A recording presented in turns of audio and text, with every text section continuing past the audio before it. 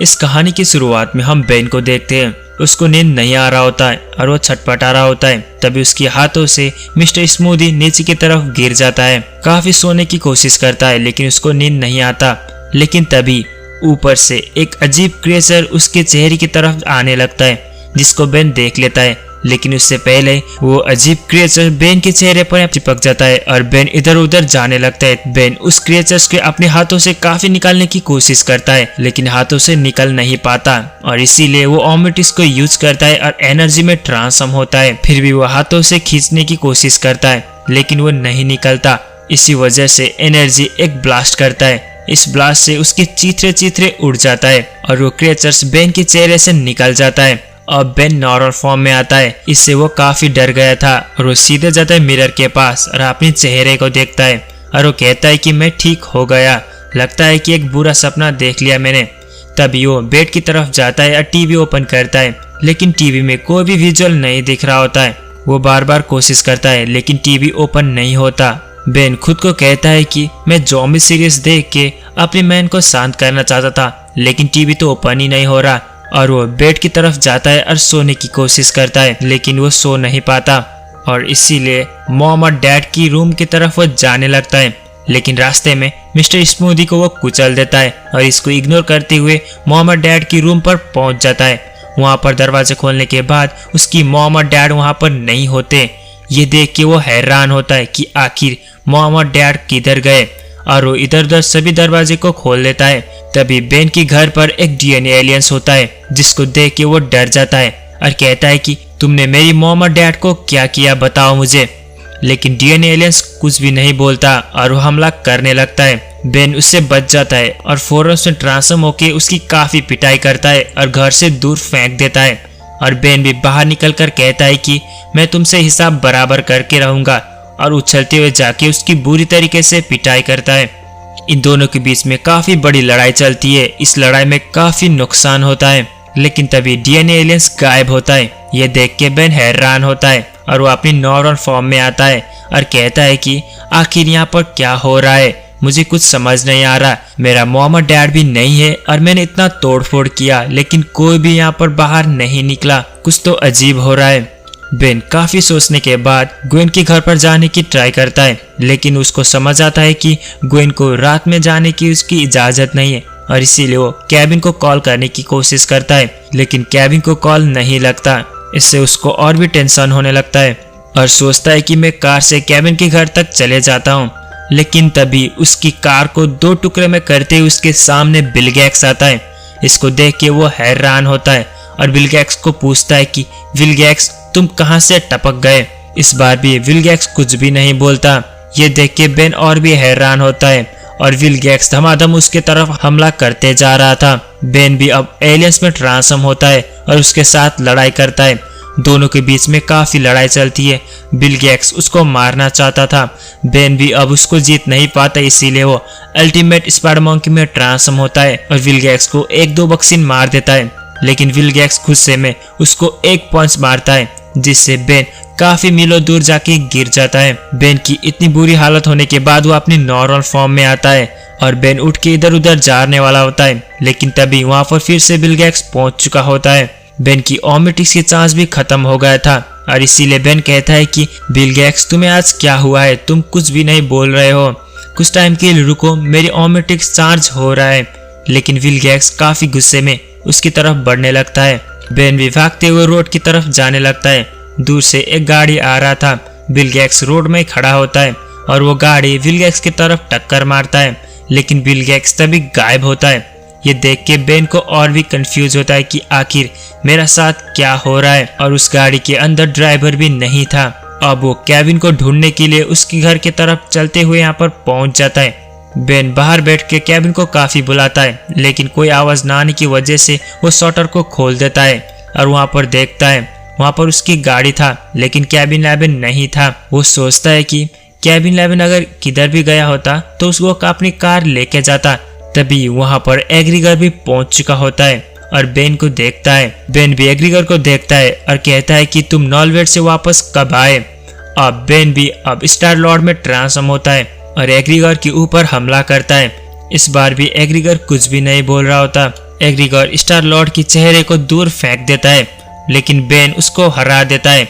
कुछ टाइम के बाद बेन अपनी नॉर्मल फॉर्म में आता है, लेकिन एग्रीगर वहां पर नहीं होता। बेन के साथ काफी सारे विलन आ चुका है और उसकी एक बुरा सपने की तरह हो रहा है और सभी विलन बेन को ही मारना चाहते हैं। तभी बेन को जूली की ख्याल आता है और इसीलिए जूली के घर तक वहां पर पहुंच जाता है। बाहर बैठ के जूली को यहाँ पर बुलाने लगता है।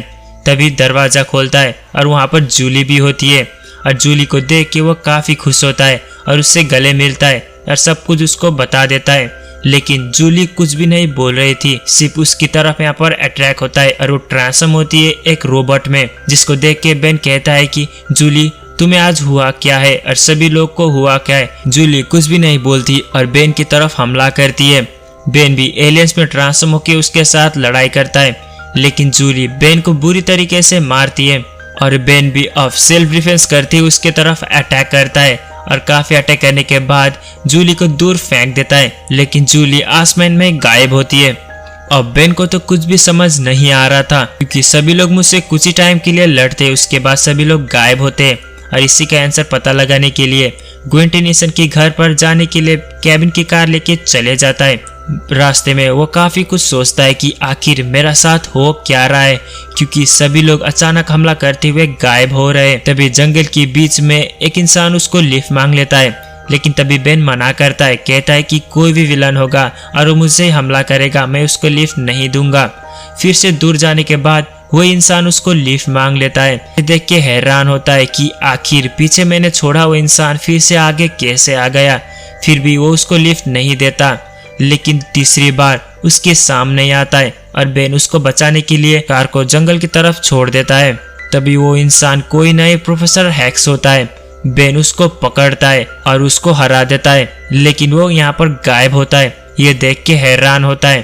तभी वहां पर ग्वेन और केविन पहुंच जाते और कहते हैं कि तुमने प्रोफेसर हैक्स को हरा दिया बिना कुछ किए। बेन भी अब काफी खुश होता है, क्योंकि उसका सामने ग्वेन और केविन थे और वो कहता है कि आखिर मेरे साथ आज हो क्या रहा है, क्योंकि सभी विलन्स मेरे ऊपर ही हमला कर रहे हैं, लेकिन कोई भी यहाँ पर नहीं है। ग्वेन और केविन भी आपस में बात करते हैं। तभी केविन कहता है कि तुम्हारे पास अल्टीमेटिक्स है, इसी की वजह से सब कुछ प्रॉब्लम खड़ी हुई है, वो अल्टीमेटिक्स मुझे दे दो।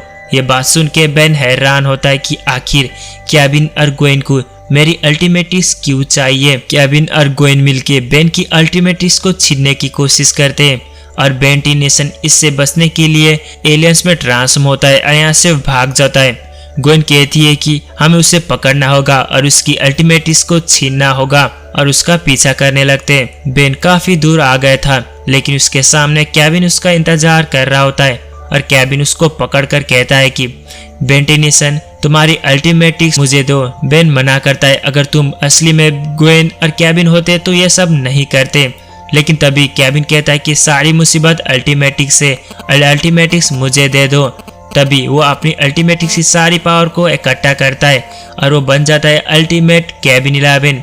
ये देख के बेन हैरान होता है और ग्वेन भी अपनी एनोडाइट फॉर्म में आ गई थी।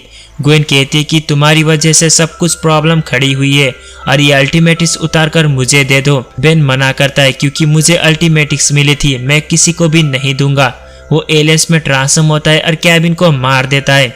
ये देख के ग्वेन डर जाती है और कहती है कि तुमने मेरी केविन 11 को मार दिया, लेकिन फिर भी तुम्हारी अल्टीमेटिक्स मुझे दे दो।